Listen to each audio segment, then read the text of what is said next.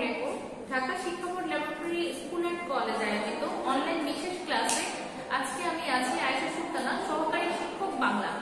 আজকে আমরা চতুর্থ শ্রেণীর বাংলা বিষয়ে ক্লাস করব। চতুর্থ শ্রেণীর শিক্ষার্থীরা তোমরা সবাই কেমন আছো? আশা করছি ভালো আছো, সুস্থ আছো এবং বাসায় আছো। তোমাদের অনলাইন যথারীতি ক্লাস হচ্ছে এবং জুম ক্লাসও হচ্ছে। আশা করছি সেগুলি দেখে তোমরা তোমাদের পড়াশোনা আরেকটু অগ্রগতি হচ্ছে এবং তোমরা পড়াশোনাকে আরো এগিয়ে নিয়ে যাচ্ছ। সেই লক্ষ্যে আজকে আমাদের এই ক্লাস। তো চতুর্থ শ্রেণীর সুপ্রিয় শিক্ষার্থীরা, তোমরা জানো এর আগেও আমরা চতুর্থ শ্রেণীর বাংলা বিষয়ে আরো ক্লাস নিয়েছি। তো আমরা প্রথম যেই আমাদের গল্পটি ছিল সেটি পড়ে শেষ হয়েছে। এখন আমরা যেটা করেছি, তোমাদের কিন্তু একটা HW দেওয়া ছিল। আশা করছি তোমরা সেটা বাসায় অবশ্যই করেছো। আর যদি না করে থাকো তাহলে পরবর্তীতে তোমাদের সাথে যখন আমার জুম ক্লাস হবে তখন আমরা ওটা HW-টা দেখে নিব। তো আজকে তোমাদেরকে আমি যে পাঠটি পড়াবো সেটি হচ্ছে পালকির গান।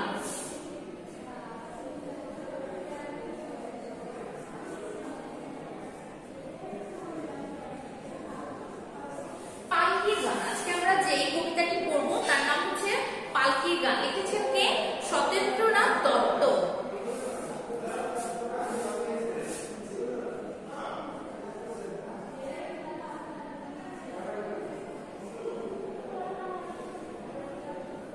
সত্যেন্দ্রনাথ দত্ত। তাহলে দেখো, পালকির গান যে কবিতাটি আছে সেটি লিখেছেন কে? সত্যেন্দ্রনাথ দত্ত। আমরা প্রথমে কবিতাটি পড়ব, তারপরে কবিতা আনুষঙ্গিক যে শব্দার্থ, শূন্যস্থান পূরণ এবং যুক্তবর্ণ আছে, প্রশ্ন আছে, আমরা সেগুলিকে সমাধান করব। তো প্রথমে আমরা একটু সত্যেন্দ্রনাথ দত্ত সম্পর্কে জেনে নেই। কবি পরিচিতিটা আমরা প্রথমে একটু আলোচনা করে নিচ্ছি। সত্যেন্দ্রনাথ দত্ত কলকাতার কাছে নিমতা গ্রামে, কোন গ্রামে? নিমতা গ্রামে 1882 খ্রিস্টাব্দে 21শে ফেব্রুয়ারি কবি সত্যেন্দ্রনাথ দত্ত জন্মগ্রহণ করেন। তাহলে কত সালে জন্মগ্রহণ করেন? 1882 সালে। সত্যেন্দ্রনাথ দত্ত 1882 সালে জন্মগ্রহণ করেন। কত তারিখে? 11 ফেব্রুয়ারি। তার কবিতা ছন্দের দোলা ও শব্দের ঝঙ্কার খুব ভালো লাগে। তাকে ছন্দের জাদুকর বলা হয়। তাহলে সত্যেন্দ্রনাথ দত্তকে কি নামে বলা হয়? ছন্দের জাদুকর।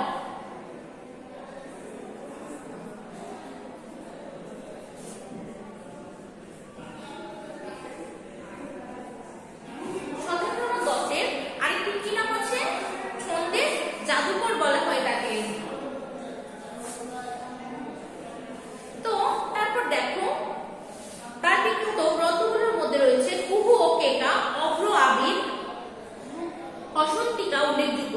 পালকির গান কবিতাটি কুহু ও কেকা কাব্যগ্রন্থ থেকে নেওয়া হয়েছে। কোন কাব্যগ্রন্থ থেকে নেওয়া হয়েছে?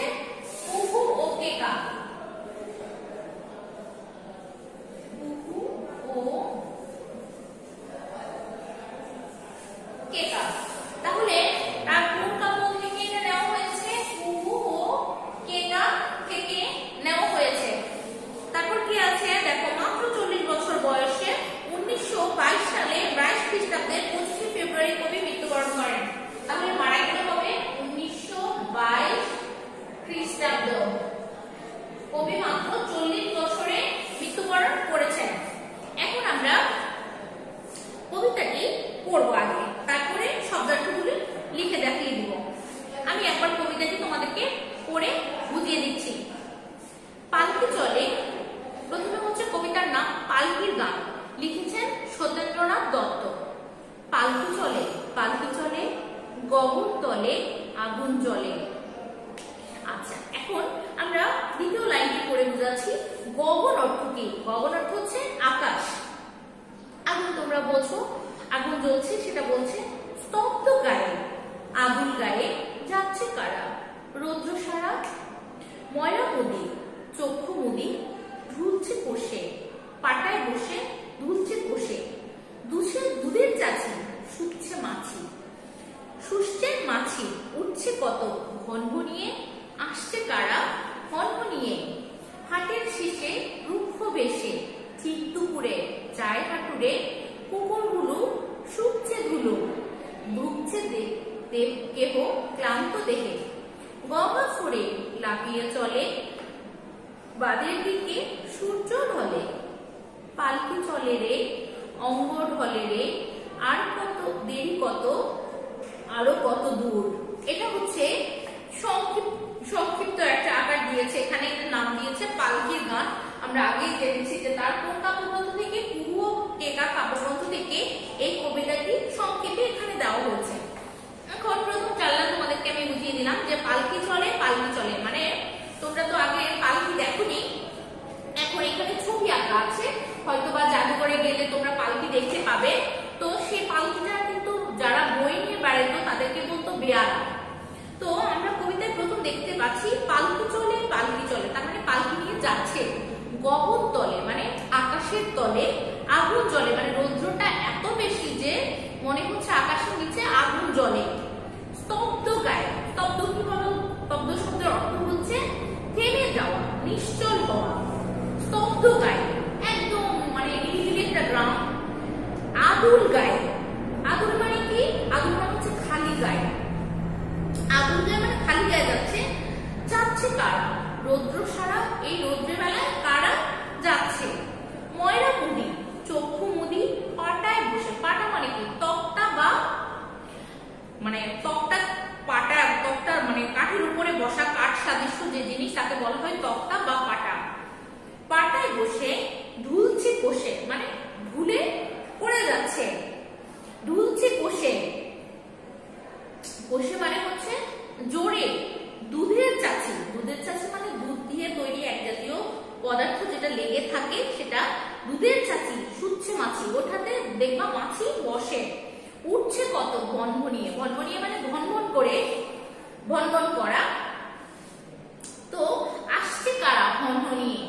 কারা যেতে আসতেছে? ভনভনিয়ে মানে ভনভন করে আসা। হাটের শেষে, হাট মানে তো তোমরা চিনো, গায়ে যে বসে তরকারি মাছ নিয়ে, ওটাকে বলে হাট। রুক্ষ বেশি ঠিক দুপুরে হায় হাঁটুরে। ঠিক দুপুরে কি হয়? চলে যায় হাঁটুরেরা যারা বাজার করতে আসে। কুকুরগুলো শুকছে ধুলো, কুকুরগুলো কি করতেছে? ধুলোর মধ্যে নাক দিয়ে মানে গন্ধ নিচ্ছে, শুকছে। শুকছে ধুলো, দুঃখছে কেহ ক্লান্ত দেখে, ক্লান্ত হয়ে গিয়ে ঢুকছে সে। গঙ্গা ফড়িং, ফড়িং তোমরা চেনো, ফড়িং মানে প্রজাপতি। গঙ্গা ফড়িং লাফিয়ে চলে, ফড়িংগুলি লাফিয়ে চলতেছে বাঁধের দিকে সূর্য ঢলে। পালকি চলে রে অঙ্গ ঢলে রে, কাদের অঙ্গ ঢলে? যারা বেয়ারা তাদের অঙ্গের কথা বলা হচ্ছে। তারপরে কি আছে? পালকি চলে রে অঙ্গ ঢলে রে আর দেরি কত আরো কত দূর। তো কবিতাটি তোমাদেরকে পড়ে শুনিয়েছি, এখন আমরা জেনে নেই কি। এখন দেখো আমরা শব্দার্থগুলি তোমাদেরকে আগে লিখে দেখিয়ে দিচ্ছি। আমাদের শব্দার্থ আছে প্রথমে গগন। তোমাদেরকে এর আগে বলেছি যে গগন শব্দের অর্থ কি?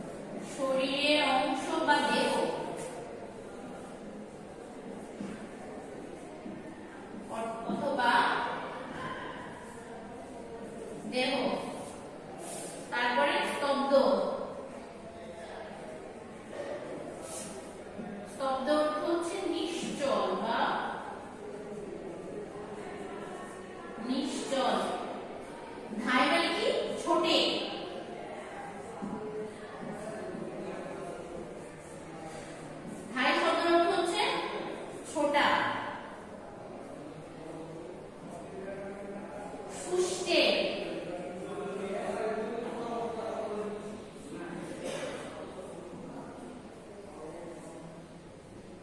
সুষ্টে অর্থ হচ্ছে তরল পদার্থ টেনে নেওয়া।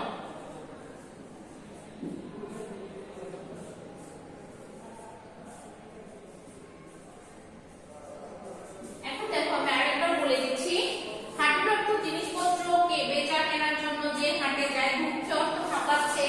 অঙ্গ অর্থ শরীরের অংশ বা দেহ। স্তব্ধ অর্থ হচ্ছে নিশ্চল। ধায় মানে ছোটে। সুষ্টে মানে তরল পদার্থ টেনে নেওয়া। এখন দেখো তোমাদের 3 নম্বরে কি দেওয়া আছে, ঘরের ভিতরে শব্দগুলো খালি জায়গায় বসিয়ে বাক্য তৈরি করি। তাহলে চলো আমরা বাক্য তৈরি করে ফেলি। প্রথমে আমাদের ক নম্বরে আছে সকালে পূর্ব ঢের সূর্য ওঠে। তাহলে কি হবে বলতো, সকালে পূর্ব কি হবে, গগনে। তার গগন অর্থ আমরা জানি আকাশ। তাহলে কি হবে, সকালে পূর্ব গগনে সূর্য ওঠে। শিশুরা বাড়ির উঠোনে ঢের গায়ে খেলা করে। কি গায়ে হবে, হ্যাঁ আদুল গায়ে। আদুল গায়ে অর্থ খালি গায়ে। শিশুরা বাড়ির উঠোনে আদুল গায়ে খেলা করছে। ঢের উপর বসে দোকানদার জিনিস বিক্রি করছে। দোকানদার কিসের উপর বসেছিল, পাটার। তাহলে কি হবে, পাটার উপরে বসে দোকানদার জিনিস বিক্রি করছে। ঢের মনের আনন্দে মিষ্টি বানাচ্ছে। কে মিষ্টি বানায়, ময়রা। তাহলে এখানে হবে ময়রা মনের আনন্দে মিষ্টি বানাচ্ছে। হাটের শেষে ঢের বাড়ি ফিরছেন। হাটের শেষে কারা বাড়ি ফিরে, হাঁটুরেরা। কারণ হাঁটুরের শব্দের অর্থ কি, কেনা বা বেচা করার জন্য যারা হাটে যায় তাদেরকে হাঁটুরে বলে। তাহলে হাটের শেষে কারা বাড়ি ফিরছে, হাঁটুরেরা। তারপরে খোকা ঢ্যাঁস খেতে ভালোবাসে। খোকা কি খেতে ভালোবাসে, দুধের ছাঁচি। খোকা কি খেতে ভালোবাসে, দুধের ছাঁচি। ঢ্যাঁস চড়ে বউ নায়ুর যায়। আগের যুগে যেটা হতো, তখন বউ নতুন বউকে কি করতো, এখন যেটা হয় মাইক্রো কার, যেটা গাড়িতে হচ্ছে সেটা আগে পালকিতে হতো। আগে নতুন বউকে পালকিতে করে নিয়ে আসা হতো। তো ঢ্যাঁস চড়ে বউ নায়ুরে যান। কি চড়ে যান, পালকিতে চড়ে। আগের বউয়েরা পালকিতে চড়ে মানে বাবার বাসা থেকে শ্বশুর বাড়ি, শ্বশুর বাড়ি থেকে বাবার বাড়ি যাওয়া আসা করতো। তারপর দেখো চতুর্থ, মানে যেটা 4 নম্বরে আছে, যুক্ত বর্ণগুলো দেখি। যুক্ত বর্ণ দিয়ে গঠিত শব্দগুলো পড়ি ও লিখি। দেখো তোমাদের কয়টি যুক্ত বর্ণ রয়েছে এখানে, আমরা দেখতে পাচ্ছি এখানে 3টি শব্দ দেওয়া আছে। তার মধ্যে অনেকগুলো যুক্ত বর্ণ আছে, মোটামুটি 5টি আছে। আমরা এই যুক্ত বর্ণগুলি এখন লিখব এবং কিভাবে ভেঙে নতুন শব্দ তৈরি করবে সেটি দেখিয়ে দিব।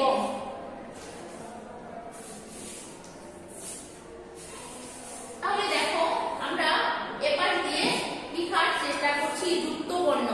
তোমরা দেখে নাও,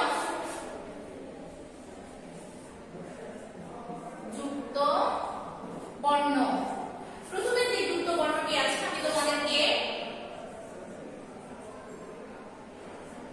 প্রথমে আমাদের এখানে আছে 2টি বর্ণ। স্তব্ধ, এখানে 2টি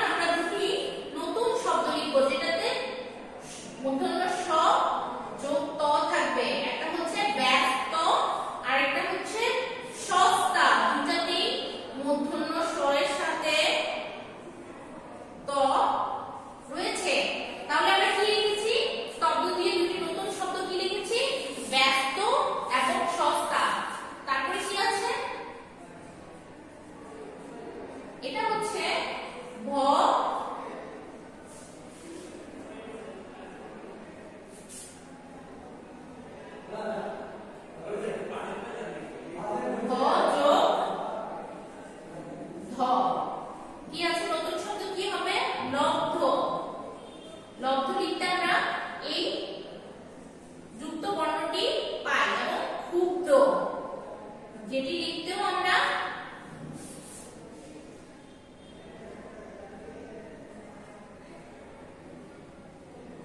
ক্ষুব্ধ। তারপরে দেখো আমাদের যে যুক্ত বর্ণটি রয়েছে সেটা হচ্ছে রৌদ্র। রৌদ্র, রৌদ্র লিখতে কোন